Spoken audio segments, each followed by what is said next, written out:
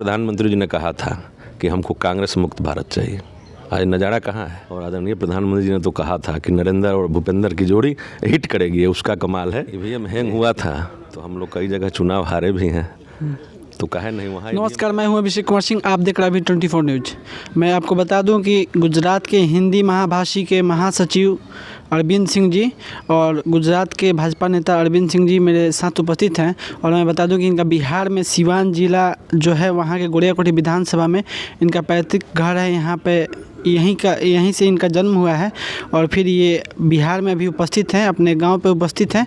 और मैं यहाँ पहुँचा हूँ और गुजरात के जो ऐतिहासिक जीत हुई है उस जीत के बारे में इनसे पूरी जानकारी लेता हूं। और सर, आपका स्वागत है।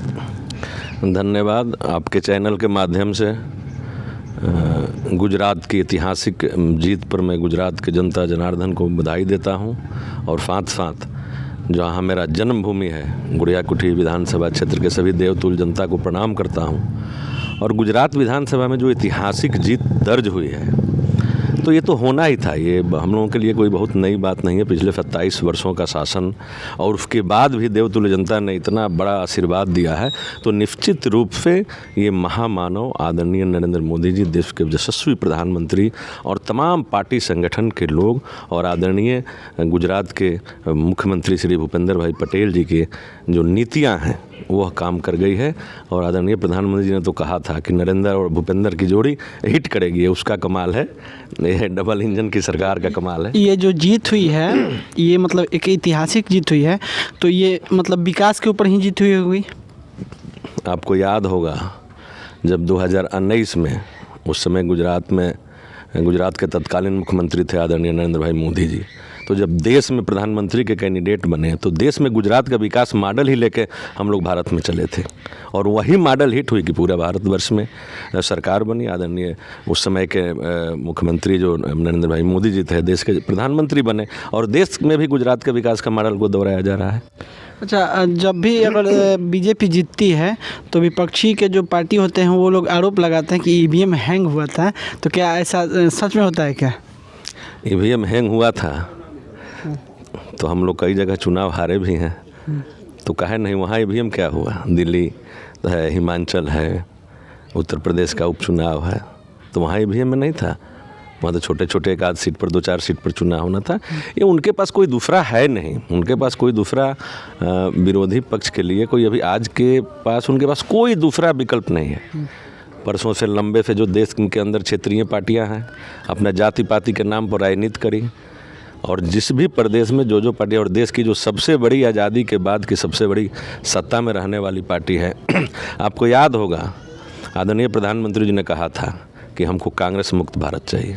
आज नज़ारा कहाँ है, देख रहे हैं ना, देश कांग्रेस मुक्त भारत ही बन रहा है। तो वो तो अरे उनका काम है कहना, वो तो कुछ कहेंगे। गोड़ियाकोठी विधानसभा की जो जनता है उनको आप क्या कहेंगे? गोड़ियाकोठी विधानसभा की देवतुल्य जनता को मैं क्या कहूँगा, मैं तो प्रणाम करूँगा और मैं ये चाहूँगा कि हमारे इस विधानसभा क्षेत्र की जो भी देवतुल्य जनता हैं, जो भी नौजवान हैं, जो भी बुजुर्ग हैं, सभी स्वस्थ रहें, प्रसन्न रहें और खूब प्रगति करें।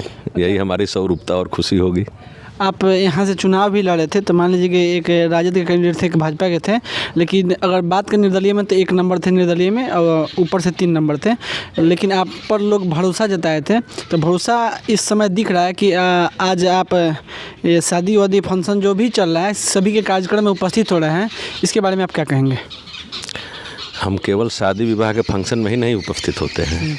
ये एक रहता है सब लोगों का कि हम गुजरात रहते हैं, लेकिन हर महीने का आप रिकॉर्ड उठा के देखिए कि मैं गुजरात में भी रहकर और जो वहाँ अपने क्षेत्र का या इस बिहार से या जिला के किसी भी विधानसभा क्षेत्र का कोई भी नौजवान अगर मेरे संपर्क में आता है, जो काम आता है वो मैं काम करता हूँ। ये सब डाटा आपके पास मौजूद होगा, सोशल मीडिया पर आप जाकर देखेंगे तो आपको पता चलेगा कि मैं आज भी जो हमें आशीर्वाद दिया है गोड़ियाकोठी विधानसभा की देवतुल्य जनता ने, उनके विश्वास पर मैं आज भी काम कर रहा हूँ। मैं यहाँ रहूँ या गुजरात रहूँ, उससे मुझे मेरे काम में कोई फ़र्क नहीं पड़ता। काम करने की भावना है, काम तो कहीं से होना है। युवाओं के प्रति बहुत ज़्यादा एक्टिव रहते हैं, उसके बारे में क्या कहेंगे? देश के प्रधानमंत्री जी कहते हैं कि यह भारत युवाओं का देश है, तो इसलिए युवा हमारे देश की ताकत है।